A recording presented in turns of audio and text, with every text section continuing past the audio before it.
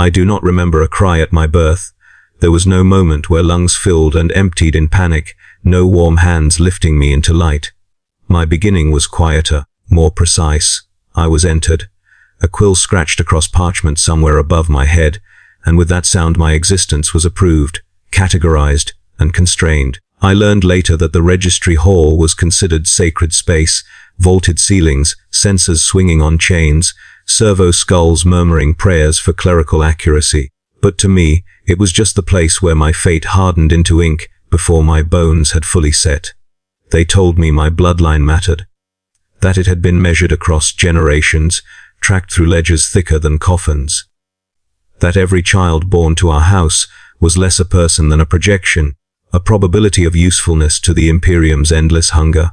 I did not understand any of this as an infant, of course. I understood it later, when attendants spoke over me as if I were furniture, when my name was replaced by numbers and annotations. Even then, I sensed that I had failed some test I never knew I was taking. The first sign came early, a pressure behind my brow, like a bruise forming from the inside. I remember light behaving incorrectly, stretching, bending, bleeding into colors without names. When the rot beneath my eye flickered for the first time, the nursemaid froze, her breath hitching for just a moment. She did not scream, she did not pray, she sighed. It was the sound of someone discovering spoiled provisions at the bottom of a crate, disappointment without surprise. They wrapped my head in cloth and carried me down corridors that smelled of incense layered over antiseptic, sweet smoke fighting sterile bitterness. The chamber where they examined me was warm and brightly lit, its walls lined with devotional scripts and measurement charts. Calipers kissed my skull, cold and exact, as hymn voices murmured the acceptable ratios of bone. Fingers pressed along my spine, my ribs, my jaw, checking for deviations that might be forgiven or condemned. I was quiet through it all. Something in me already knew that noise would not help. The eye itself was never called an eye. It was referred to as a manifestation, a latent indication, of risk factor. I heard these words repeated as I lay on a slab that smelled faintly of metal polish and old blood. The attendants chanted softly as they worked, not to soothe me, but to maintain ritual purity. Every measurement was logged, every tremor noted, every irregularity underlined twice. I was becoming a document even then, my flesh translated into data points and marginalia. I remember the taste of the air most clearly. Incense, yes, but beneath it a sharp chemical tang that stung the back of my throat.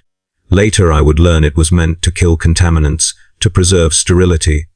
In that moment, it felt like the world itself was trying to scrub me clean, to erase the wrongness before it could spread. My attendants wore masks, their lenses reflecting my small, bundled form back at me in distorted fragments. I did not yet know shame, but I knew distance. When the examination ended, they did not declare me damned. That would have been simpler. Instead, they murmured phrases like, with intolerances, and monitor for progression. I was marked, but not yet discarded. A seal was pressed into warm wax on my registry page, and with that, I was allowed to continue existing. This, I would learn, was the Imperium's great compromise: survival without acceptance. That night, I was returned to a cradle in a room too large for me, its walls adorned with tapestries depicting void ships and haloed figures pointing toward distant stars. I lay awake, swaddled tight, listening to the distant hum of generators and the muffled footfalls of guards beyond the door. Somewhere far above, engines rumbled, a constant reminder that our house was always in motion, always serving. I pressed my fingers against my wrapped brow and felt heat beneath the cloth, a subtle pulse that did not match my heartbeat. No one came to comfort me. No lullabies, no whispered assurances. There was only routine, feeding at scheduled intervals, cleaning done with brisk efficiency, checks performed at the same hours each cycle, as if consistency itself might prevent my defect from worsening. I learned early that affection was inefficient, and inefficiency was a sin. In the days that followed, scribes came, thin men and women with ink, stained fingers and eyes dulled by repetition. They stood at the foot of my cradle, reading aloud from my file as if I were not present. Subject displays early manifestation. Subject remains stable. Subject to be reassessed. Their voices were flat, reverent only toward the process. When they left, They stamped their parchments with bored finality, the sound of the seal striking wax echoing louder in my mind than any prayer. I grew under observation. Every milestone was recorded, not celebrated. My first steps were measured for balance, my first words analyzed for cognitive drift. When the pressure behind my brow worsened, when headaches left me whimpering and blind for minutes at a time, it was noted and filed. Treatment was applied sparingly, enough to keep me functional, never enough to make me comfortable.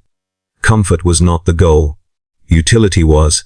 I learned then what mercy meant in the Imperium. It was not kindness, it was not understanding, it was efficiency. No one wasted time hating me, because hatred required engagement, and I was already categorized. My defect had a designation. My risk had a code. There was no need for cruelty when indifference achieved the same result with less effort.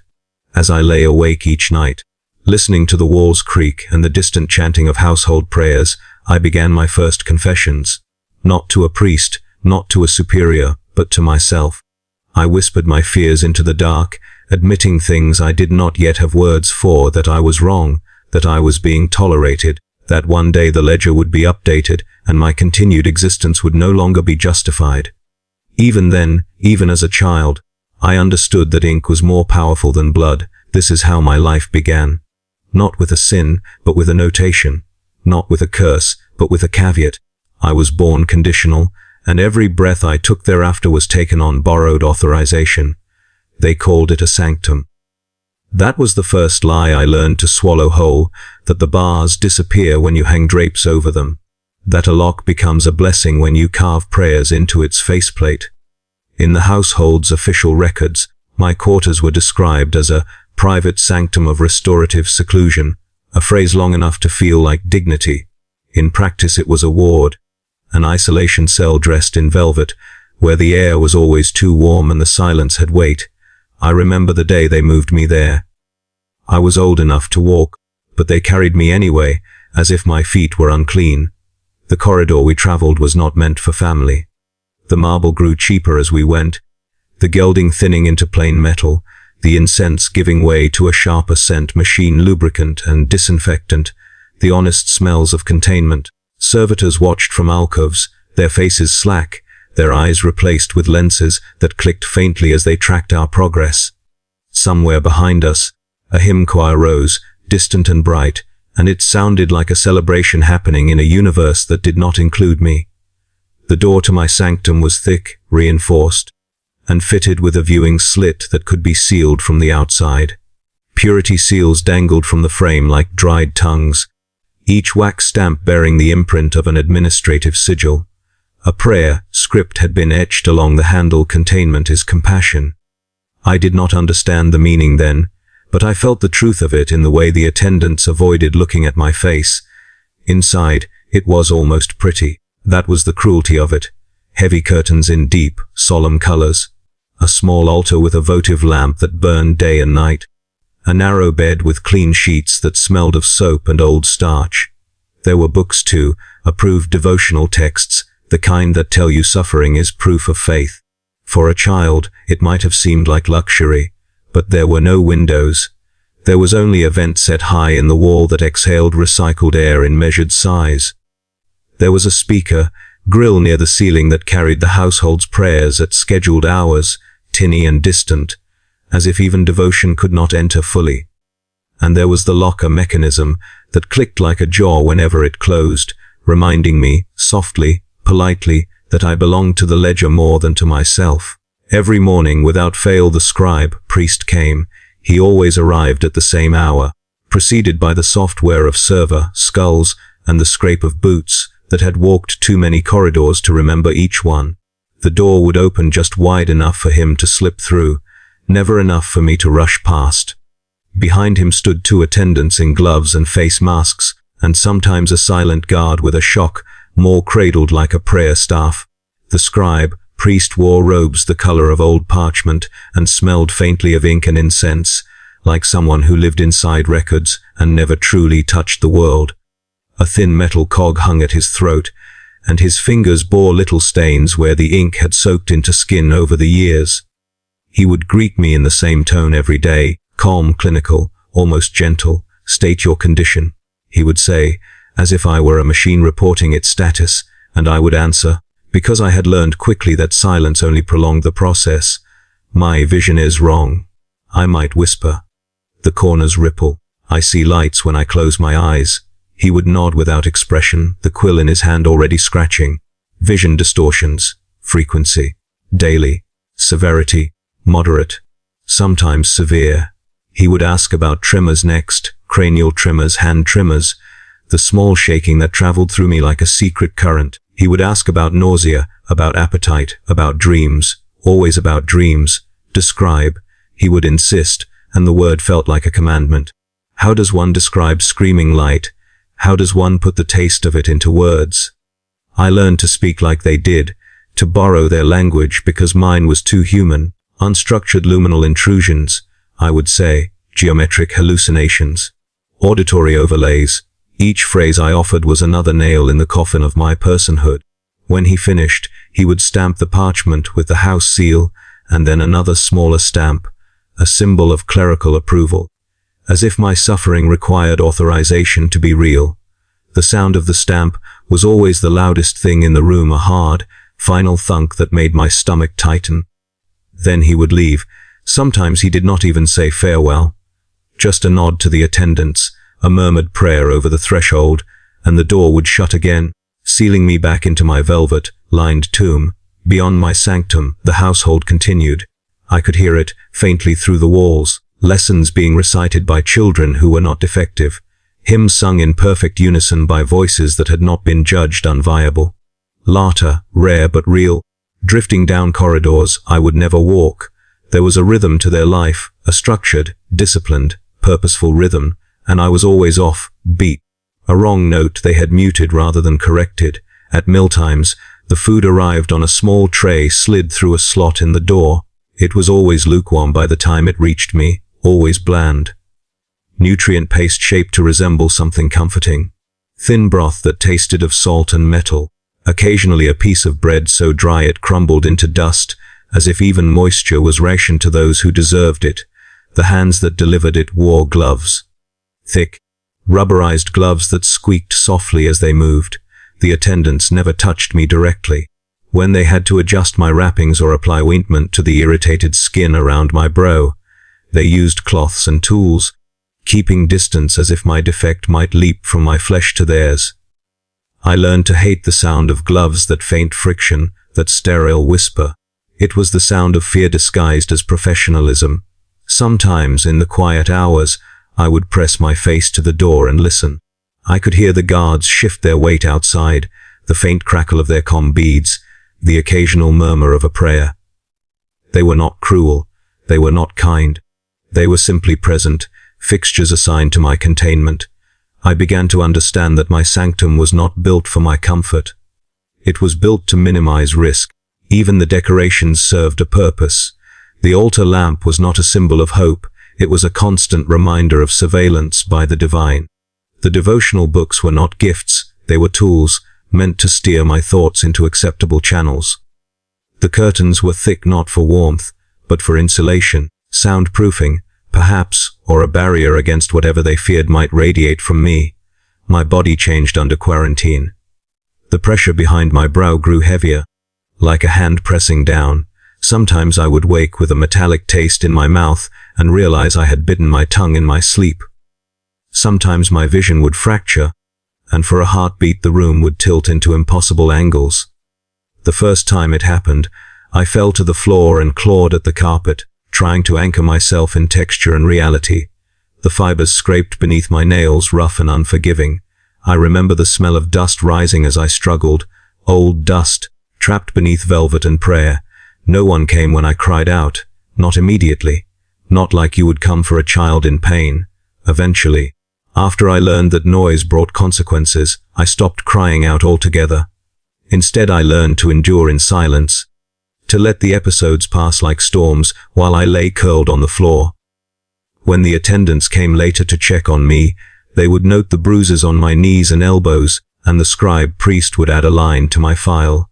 Subject demonstrates episodic instability. No external intervention required. That line stayed with me. No external intervention required. It was a sentence masquerading as observation. It meant you can suffer alone, so I began to confess to the walls. At first it was childish. Whispered prayers I barely understood. Pleas for the pressure to stop, for the dreams to soften, for someone, anyone, to speak to me like I was real. But the walls did not answer. They absorbed my words and gave back only the faint echo of my own voice. Over time my confessions changed. They became more precise, more like reports. I spoke my symptoms aloud in the scribe's language, practicing for the morning interrogations. I described the colors that didn't exist, the shapes that crawled behind my eyelids, the sensation of something watching from beyond sight. Sometimes I addressed the altar lamp as if it were a judge. Sometimes I spoke to the vent, imagining my words might travel through ducts into the household's lungs. I knew no one listened. That was the point. Confession in the Imperium is not always about forgiveness. Sometimes it is simply a way to keep the mind from unraveling completely. If you speak your horrors, you give them borders. If you keep them silent, they become the only language you know. In the evenings, when the household prayers crackled through the speaker grill, I would kneel by the bed and recite along, my voice low. I did it because it was expected, because the words were familiar, because routine was the only mercy I was granted. But deep inside, beneath the catechisms and the measured breathing, a darker understanding took root. They were not keeping me safe from the world. They were keeping the world safe from me. The drapes, the velvet, the incense, those were decorations for the conscience. The iron, the locks, the gloves, those were the truth. And each day the scribe, priest stamped my suffering into permanence. Building a paper monument to my defect, I felt the walls draw a little closer, not physically, institutionally. The ledger was being written, and I was being reduced line by line into something that could be filed away when the calculations demanded it. By the end of that season, if seasons even mattered in a place lit by artificial lamps, I no longer thought of my room as a sanctum. I thought of it as what it was, quarantine dressed up as privilege, a shrine to a mistake. They arrived without announcement, which was how I knew they mattered. Routine visitors followed schedules. Scribes came at fixed hours. Attendants rotated on predictable shifts. Even guards had patterns, boots that passed my door at regular intervals like a heartbeat. But the inspectors broke rhythm. The first sign was silence, no morning prayer through the grill, no measured footfalls. The air itself felt held, as if the household were collectively drawing a breath and waiting to see if it would be allowed to exhale. Then came the sound of boots that did not hesitate. They were polished to a mirror sheen, striking the floor with confidence rather than duty. Each step rang like punctuation, final and unquestioned. When they stopped outside my door, I felt it in my teeth, a faint vibration traveling through the metal, through the lock, through my bones. I had already knelt by the time the door opened, hands folded, head bowed, the posture of compliance drilled into me by long habit. The men and women who entered wore robes layered with seals. Wax sigils dangled from chains at their belts, clicking softly against one another as they moved. Their faces were visible but distant, framed by collars of reinforced fabric and rebreather filigree. Their eyes slid over me without lingering, not out of mercy, but out of focus. I was not the subject yet, I was the container. Restrain, one of them said, and the word was not cruel. It was administrative. The attendants came forward at once, gloves already on. They guided me not roughly, but firmly, toward a chair I had never seen before. It unfolded from the wall like a praying mantis, metal arms locking into place with a series of precise clicks. The surface was cold even through my clothes. When they secured my wrists and ankles, the restraints adjusted automatically, tightening just enough to remove choice without causing injury. They had done this many times before, just not to me. I did not struggle. I knew better. The inspectors formed a half circle around me, their boots aligned with ritual symmetry. One carried a data slate. Another held a case that hissed softly as it depressurized, revealing instruments that gleamed under the lumen strips, thin probes, lensed devices, tools whose purposes were implied by their design rather than explained. Subject presents early manifestation. The one with the slate intoned. Bloodline verification required. A gloved hand reached for my head and peeled back the wrappings from my brow. cool air-kissed skin that had grown sensitive and sore. I hissed despite myself. The inspector did not acknowledge it. Eyes open. Another commanded. Metal prongs slid into place around my eyelids, gentle but inexorable, pulling them wide. Light flooded in, harsh white, unfiltered. I tried to blink and failed. Tears spilled freely, streaking down my temples and soaking into the padding of the restraint chair. The world dissolved into glare and shadow. They leaned close then. I could smell them. Machine oil, incense, the faint ozone tang of active devices. One of them adjusted a dial, and the light shifted, deepening, probing. It felt as though they were not illuminating my eyes so much as interrogating it, demanding it justify its existence. There, someone murmured, not alarmed, interested. The pressure behind my brow surged, responding like a wounded animal. Colors bled at the edges of my vision. Geometry twisted. I tasted copper and swallowed reflexively, only to gag against the restraint. Note involuntary response. The slate bearer said. Latency confirmed. A probe touched my skin. It was warm, then hotter. Then pain blossomed sharp and sudden. I cried out, a short broken sound, and felt a surge of shame even as my body betrayed me. The smell of heated metal mixed with the sharp scent of cauterized flesh. They were testing nerve response, mapping sensation like surveyors charting hostile terrain. Each touch, each pulse of pain was accompanied by murmured commentary, within expected parameters. Deviation acceptable. Escalation potential non-negligible. They spoke about me as if I were not there, as if my screams were background noise, no more significant than the hum of the lumen strips. The restraint chair vibrated faintly as systems adjusted, compensating for my trembling. Somewhere deep inside my skull, something answered the intrusion, a pressure, a pull, a sense of depth opening where none should exist. Then came the sound I remember most clearly, a wet click. It was subtle, almost delicate, like the sound of a lock turning inside meat. One of the inspectors had introduced a finer instrument, sliding it into the flesh at the base of my brow, angling it toward the place they would later name the latent organ.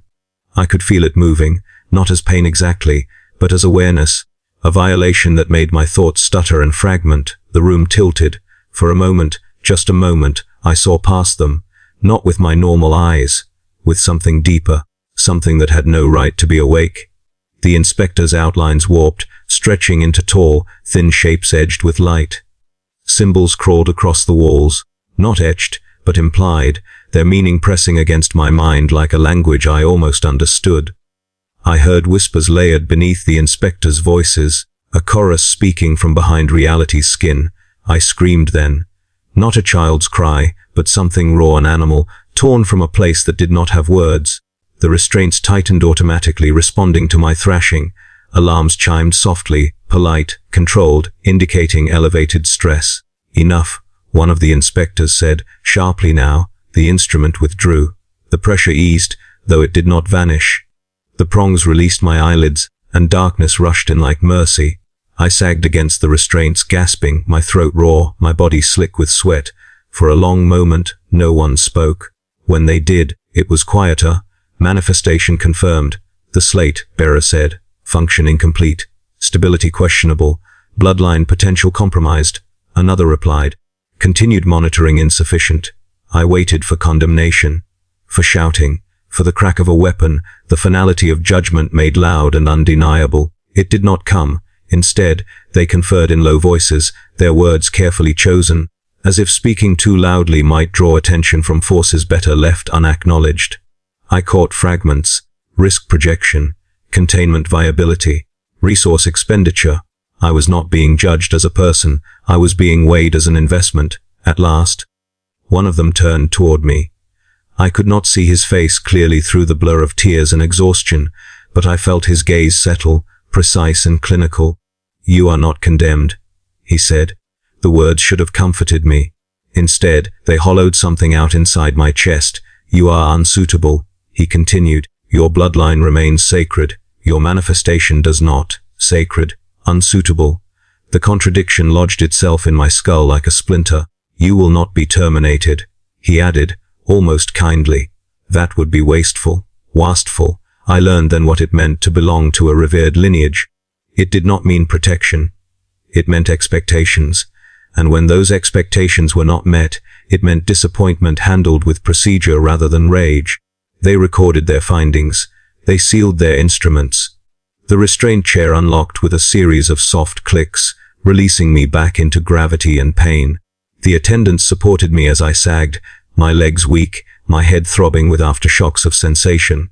As they led me back toward my bed, I heard the inspector's boots already turning away, their attention moving on to the next file, the next problem to be solved. I was finished. Categorized. My fate adjusted, not decided. That night, alone in my sanctum, the pressure behind my brow pulsed like a second heart. When I closed my eyes, I still saw symbols drifting behind the darkness, fading slowly, reluctantly.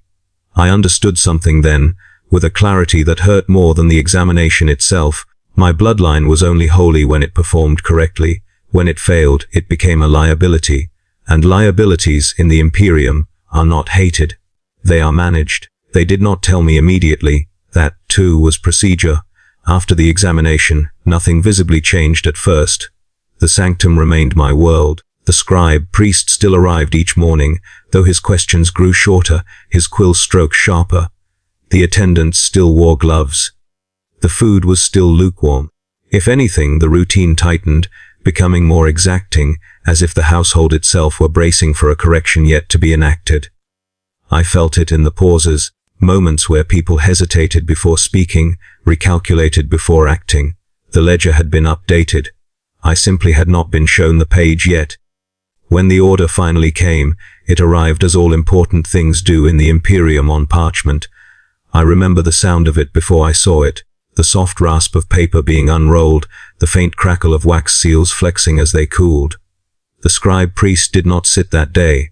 He stood near the door, posture rigid, the document held with both hands as if weight alone might bend it. The authority of household charter and imperial compliance statute. He began, voice steady, rehearsed. Subject is hereby reassigned, not exiled, not condemned, reassigned. As if I were a faulty tool moved from one workbench to another, he read every word aloud. They always do. The Imperium believes that suffering should be witnessed, even if no one truly listens. The parchment named me by designation, not by the name my mother once whispered and then stopped using. It described me in neat, precise language non-viable for primary function. Instability exceeding acceptable thresholds, potentially hazardous under uncontrolled conditions. Each phrase landed with bureaucratic finality, colder than any insult. There was no malice in it, just assessment. At the bottom of the page was an apology. That part surprised me. It was written in perfect calligraphy, the letters curved and balanced, as though beauty might soften their meaning. Regret is expressed for the deviation observed within an otherwise exemplary lineage. The apology did not name me. It apologized to the concept of the bloodline, not to the person sitting on the bed listening to their life be redirected. I was allowed to touch the parchment once, briefly, under supervision. The paper was thin but tough, treated to resist age and fire. My fingers brushed the raised texture of the seals, still faintly warm from the stamp. It felt more real than I did. Preparation followed swiftly. They dressed me not like a child being sent away, but like an object being transferred between reliquaries. Layers of cloth were wrapped around my head and shoulders, thick enough to hide the subtle twitching beneath my skin. A hood was drawn low, its lining inscribed with prayer, scripts meant to dampen perception, mine or others. I was never sure. The attendants worked efficiently, silently. No one explained what would happen next. Explanation implies agency, and I had none. When they finished, they stepped back to inspect their work, adjusting folds and seals until I resembled something ceremonial rather than human. As they guided me from the sanctum, I saw the corridor beyond for the first time in what felt like years. It was longer than I remembered, lit by lumen strips that flickered slightly, casting everything in a sickly pallor. Servitors stood at intervals, incense burners swinging from their mechanical arms, filling the space with heavy smoke that clung to the back of my throat. We passed portraits. I had seen them before, glimpsed in fragments during earlier transfers, but never like this. They lined the walls all the way to the docking bay, generations of ancestors rendered in oil and gold leaf, their faces solemn, their eyes sharp with purpose. Each one had served correctly. Each one had justified the blood they carried. As I walked, supported by attendants on either side, I felt those painted gazes follow me. Not with anger, with judgment. The kind that does not need to speak because it assumes the verdict is already known. I wondered, briefly, if any of them had ever failed, if any of them had been measured and found wanting, quietly reassigned and erased from the visual record. If so, their portraits were gone, their absence unremarked. The docking bay was vast, its ceiling lost in shadow. The air there tasted different, colder, sharper, tinged with ozone and fuel. A shuttle waited on the platform, its hull scarred by travel, its engines humming with restrained violence. Guards stood at attention, weapons slung, their expressions carefully neutral. This was not a farewell. There were no embraces, no whispered goodbyes. My family did not appear. In the Imperium, important work does not pause for sentiment, and inconvenient failures are best handled without spectacle. The scribe priest handed the parchment to an officer at the foot of the ramp. They exchanged seals, nodding once. Transaction complete. As I was led up the ramp, the engine's vibration began to seep through the deck, a low, grinding tremor that resonated in my bones. It felt like the galaxy itself shifting its weight, preparing to move me somewhere I did not belong. Inside the shuttle, the restraints were lighter than the examination chair, but present nonetheless. A harness crossed my chest, locking into place with a familiar click. I was seated alone, separated from the crew by a reinforced partition, etched with warning sigils. The hood remained in place, limiting my vision to a narrow slice of the world. When the ramp closed, the sound echoed like a tomb ceiling. As the shuttle lifted, gravity pressed me into the seat, and for a moment the pressure behind my brow spiked in sympathetic resonance. Shapes danced at the edge of my vision. I clenched my jaw and focused on the rhythm of the engines, on the physicality of movement, anchoring myself in the sensation of being carried rather than falling. I thought of the sanctum then, of the velvet and the iron, of the walls that had confined me under the pretense of care. For all its cruelty, it had been familiar, it had been known. Ahead lay only reassignment. The document had not specified my destination in words meant for me. It had used codes, routing designations, compliance channels. Somewhere, a clerk would translate those into coordinates and orders. Somewhere, another facility awaited, prepared to receive a defective asset and determine its next use. As the shuttle pierced the void, the engine's roar deepened, vibrating through my skull until it drowned out thought. I felt small, reduced to mass and momentum, a variable in transit. This, I realized, was how the Imperium dealt with failure when it did not warrant destruction. It moved you, quietly, efficiently, and once you were in motion, it became very easy to forget where you had come from, because no one was waiting for you to return. The void ship did not welcome me, it received me. That distinction matters. A welcome implies intent, acknowledgement, some recognition of presence. The ship did none of those things. It swallowed the shuttle whole, clamps locking with a thunderous finality that reverberated through my harness and into my bones. The air shifted as pressure equalized, carrying with it the smell of old metal, recycled oxygen, and something else, something organic and sour, like sweat soaked into steel over centuries. When the ramp opened, the noise hit first. Void ships are never quiet, but the sounds change depending on where you stand within them. The upper decks sing with ritual, chants bells, the measured thrum of engines harmonized with prayer. The lower decks groan, pipes rattle, machinery complains constantly, a choir of stressed components held together by faith and neglect. This was where they took me. I was guided down, always down, each level stripped away a layer of reverence. The walls grew bare, paint flaking to reveal older paint beneath. Then raw metal scored with tally marks and devotional graffiti. Lumen strips flickered, some half dead, bathing corridors in a sickly amber that made skin look bruised. The air grew thicker, heavier, tinged with oil mist and human breath recycled too many times. They placed me in a cell not far from the ship's spine. It was narrow, reinforced, its bars etched with warning sigils and purity scripts worn smooth by generations of anxious fingers. A single lumen globe burned overhead, its light harsh and unyielding. The floor was metal, perpetually cold, damp with condensation that gathered and never fully dried. There was no bed, only a raised slab bolted to the wall, just wide enough to lie on if I curled myself small. When the guards locked the door, the sound echoed longer than it should have, as if the corridor itself wanted to remember it. I was alone.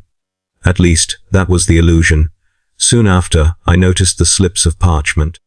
They appeared pinned to the bars, tucked into the corners where metal met metal.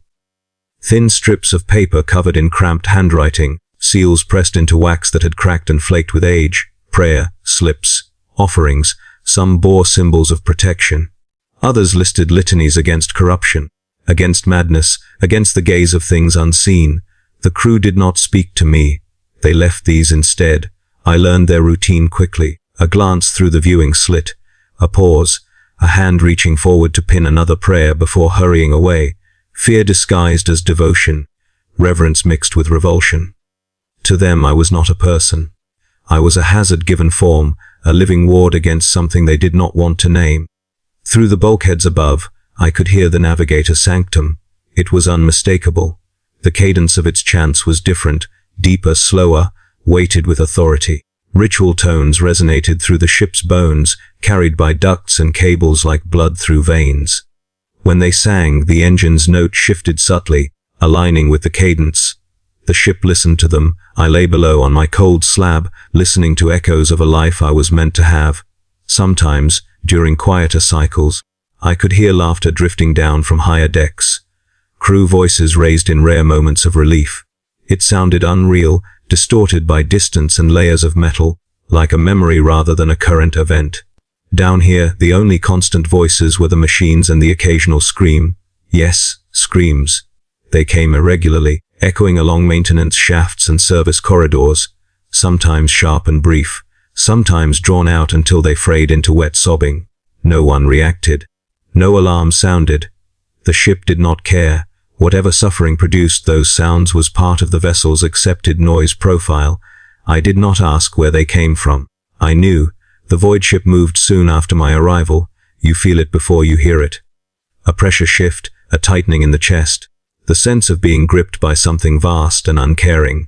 The engines roared louder, deeper, and the chanting above intensified, voices layering into a dense, resonant wall of sound. Warning lights flickered briefly, then steadied. Warped translation. I had been told in abstract terms what this meant. That trained minds guided the ship through unreality, steering by senses most people would never know existed. I had been told it was safe, controlled, necessary. No one had told me what it felt like from below. The first shudder threw me against the bars. The pressure behind my brow spiked violently, like a blade pressed inward. The lumen globe flickered, its light stretching and snapping back into shape. The air tasted wrong, too sweet, too sharp, as if flavor itself had been rearranged. Then the geometry broke, not in the room itself, not visibly, but inside my head. Angles that should have met did not. Distances folded inward.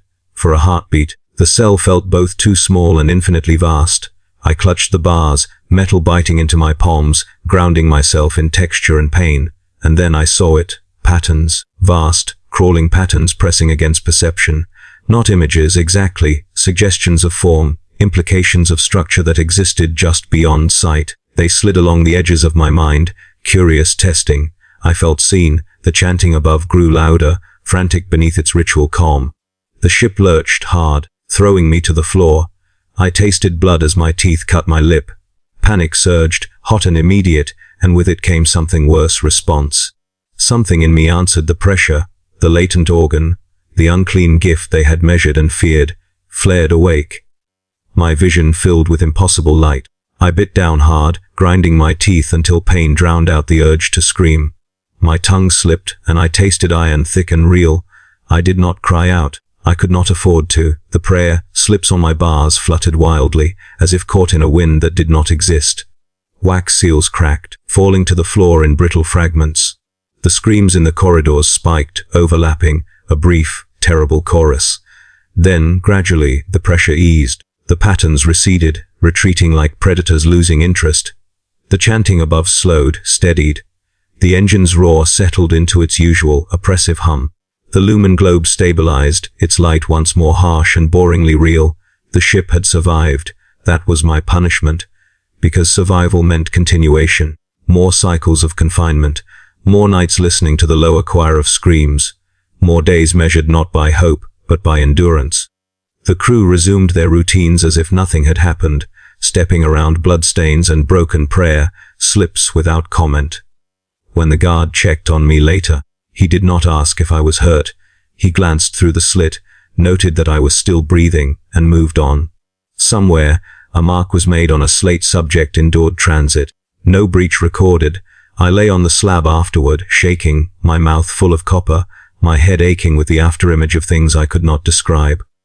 Above me, the Navigator sanctum continued its work, guiding the ship through madness with practiced precision. Below, I existed as proof of risk, a reminder of what happened when bloodlines failed to perform perfectly. I was not part of the process.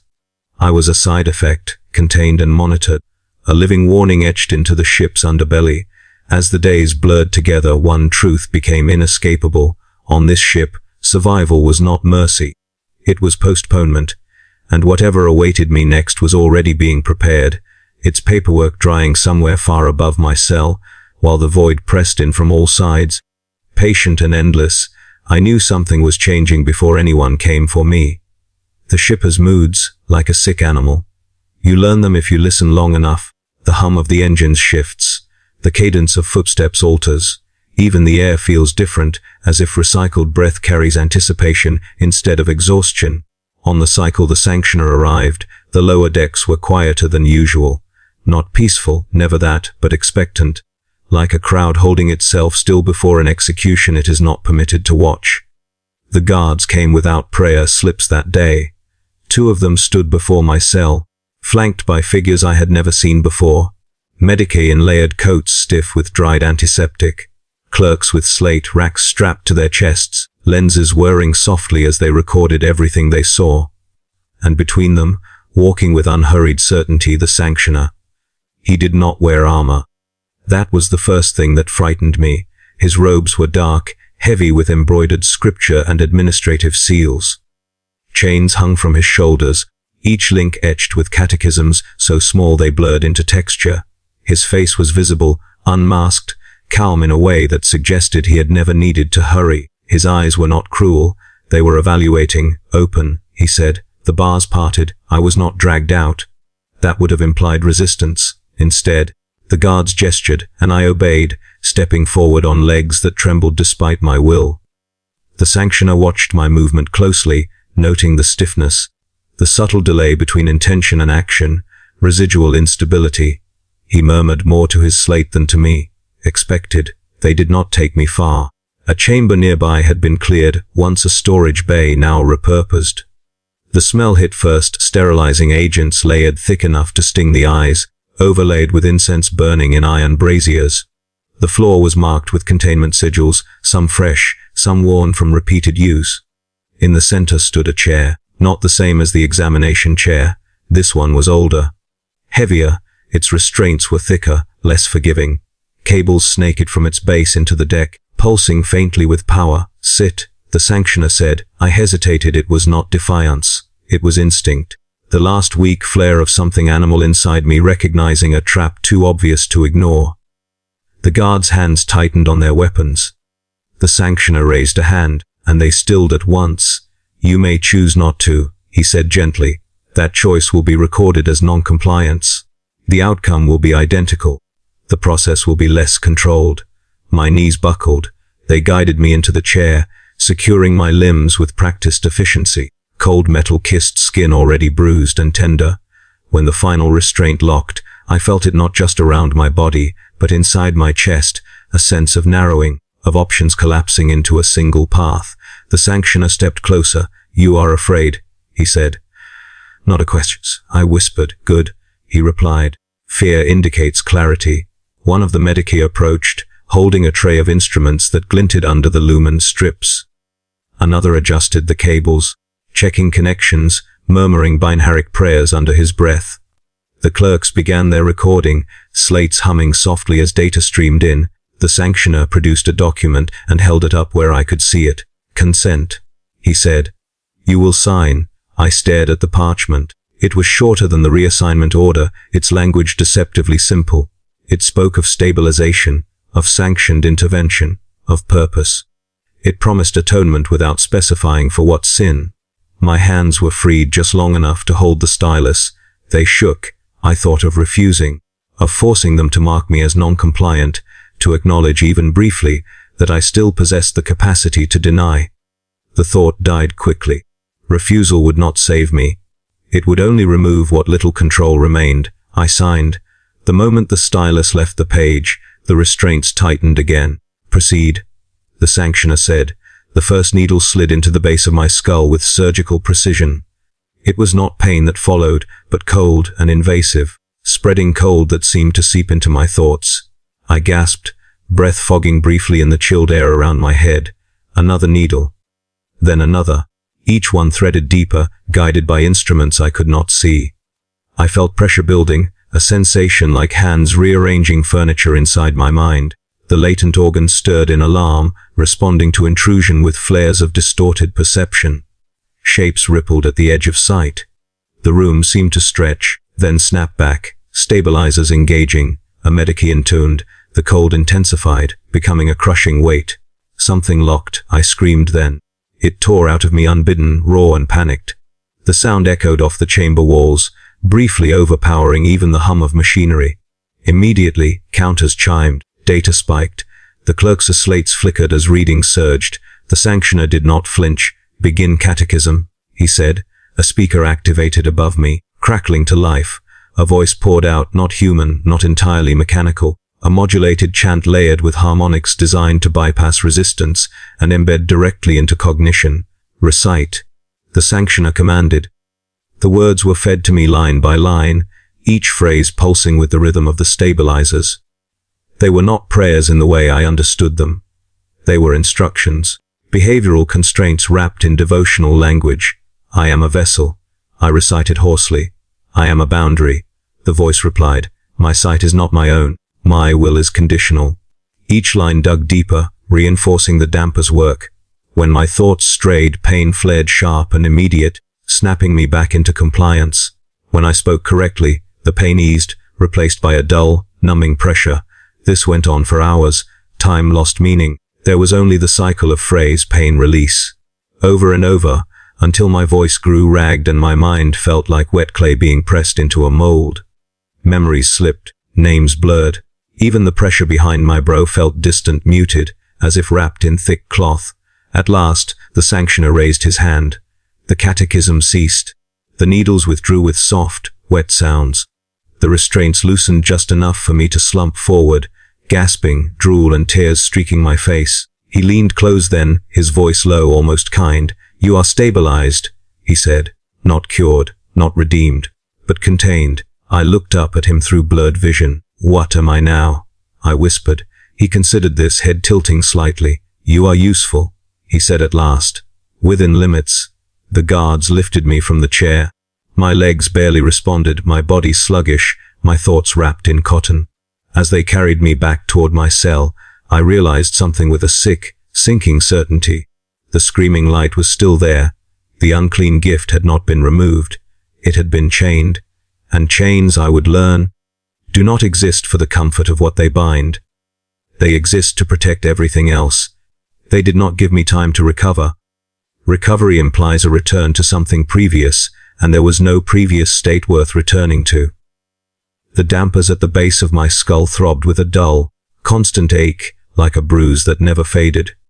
My thoughts moved slowly, wading through syrup. The screaming light behind my eyes was still there, but now it pressed against restraints I could feel, metal, prayer, circuitry braided together into a leash tight enough to choke. That was when they assigned me my work. The chamber was not far from my cell, but it felt deeper, as if it had been sunk deliberately into the ship's body. The walls were thick, layered with leaded sanctity plates stamped with sigils meant to blunt perception. Condensation ran in slow rivulets down their surfaces, gathering in shallow pools along the floor. The air was cold and smelled faintly of rust, incense, and something electrical, ozone, sharp enough to sting the sinuses. There were no windows, no decorations, Just a chair bolted to the deck and a console facing it, its surface crowded with dials, runes, and warning lights. Above the chair, a hooded aperture yawned open like a mouth, its interior lined with lenses and sensor arrays. "Sit," the guard said. This time, there was no choice offered, no illusion of consent. I sat. Restraints slid into place automatically, cradling my head, pinning my shoulders. The dampers pulsed in response, syncing with the chamber's systems. I felt them tighten their grip, pressing down on the edges of my awareness. A scribe stood behind a plasteel partition to my left, visible only through a narrow viewport. He did not look at me directly. His eyes stayed on his slate, fingers poised, ready. "Begin calibration," he said. The hood descended. Darkness enveloped me, not the gentle absence of light, but a heavy, oppressive black that seemed to press inward. At first, there was nothing. Just my breathing loud in my ears. The faint hum of machinery, the slow drip of condensation somewhere behind the walls. Then the darkness shifted, not visually. Conceptually, I felt depth open where none should exist, distance without space, a sense of vastness coiled tightly, compressed into the void before my eyes. The dampers strained, their presence flaring like a headache as they fought to keep the worst of it contained. "Report," the scribe said calmly. My mouth was dry. My tongue felt thick. "I see layers," I whispered, "like overlapping shadows. They move when I think." The slate chimed softly. "Continue." The darkness responded to my attention. Shapes suggested themselves, not forms exactly, but implications. Curves that hinted at structure. Angles that refused to resolve. A pressure built behind my brow, sharp enough to make my vision swim even without light. "Color intrusion," I said, forcing the words out through clenched teeth. "Not colors." "Temperature." "Emotion." The scribe paused, then resumed his writing. "Quantify, quantify. How do you measure dread?" I swallowed hard. "High," I said. "Increasing." The first session lasted longer than I expected.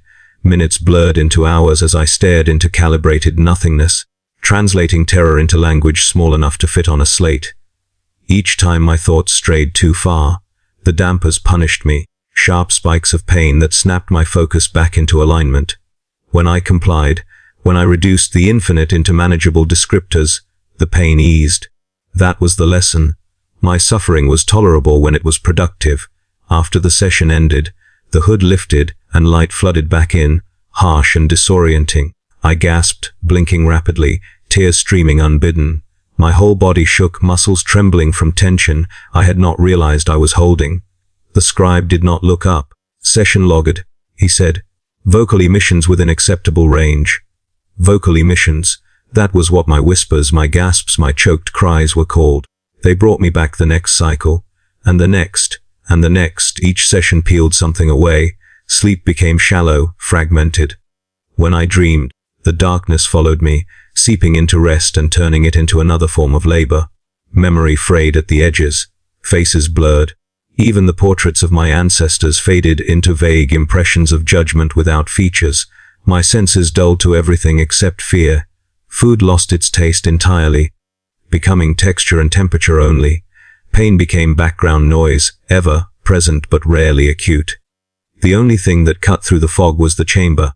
The moment the hood descended and the darkness opened, vast and hungry.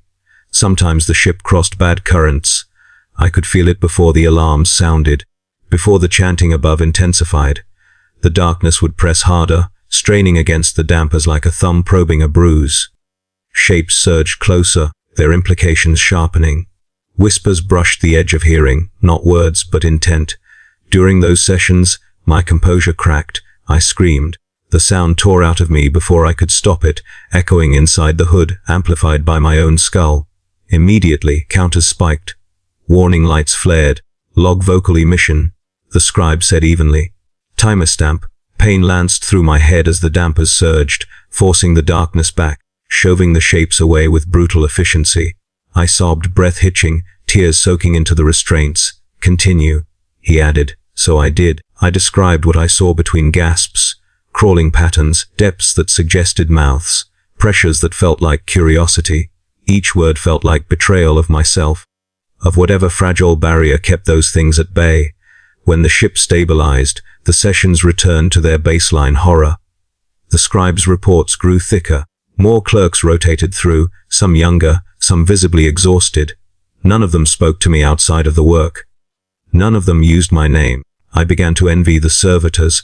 I saw them occasionally, trundling past the chamber doors, their bodies heavy with augmetics, their faces slack.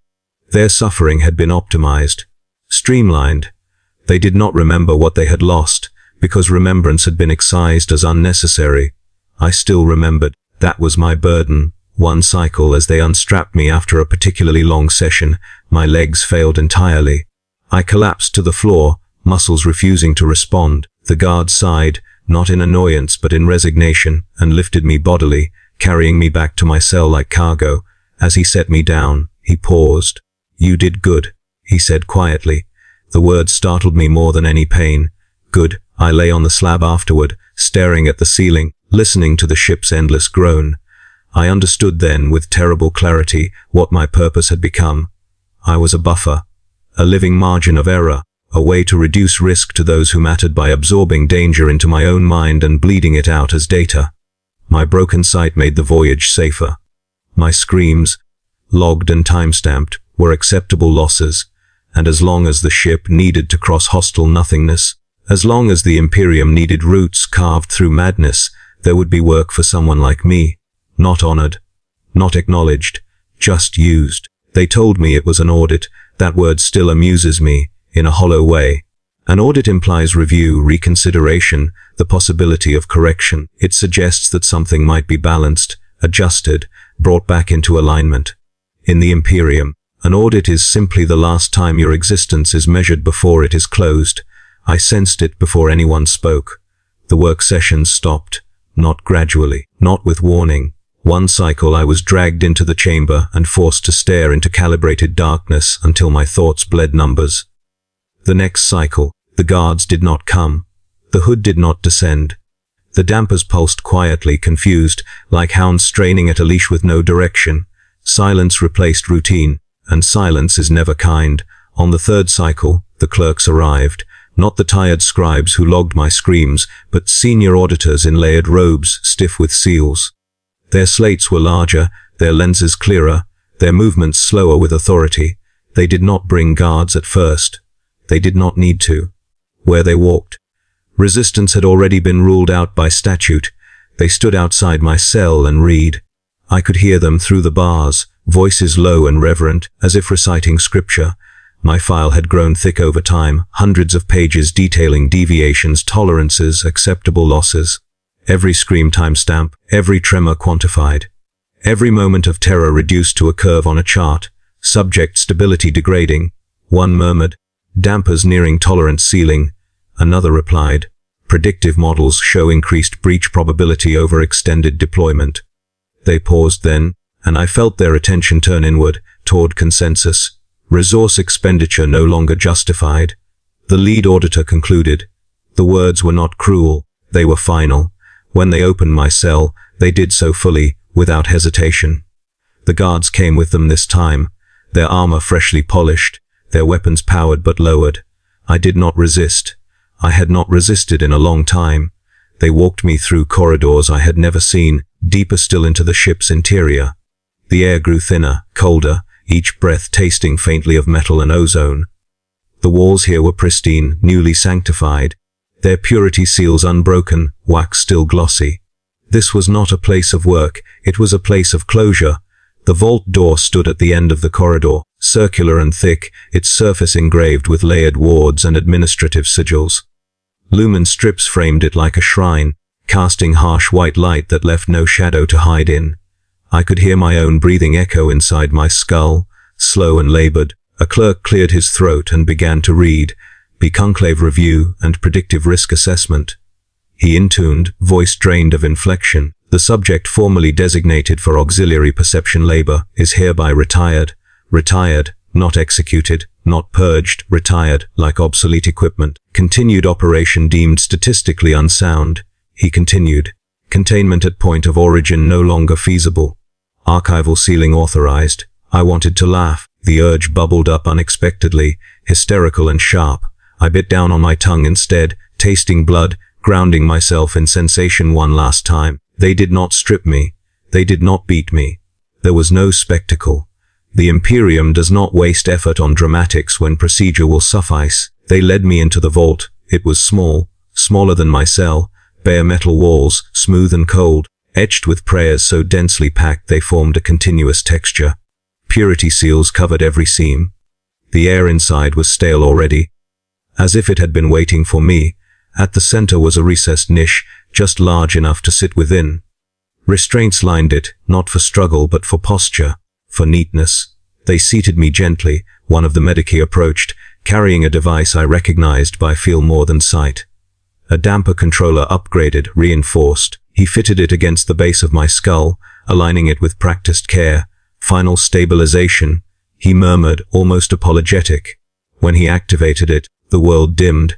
Not darkness, never darkness, but heaviness.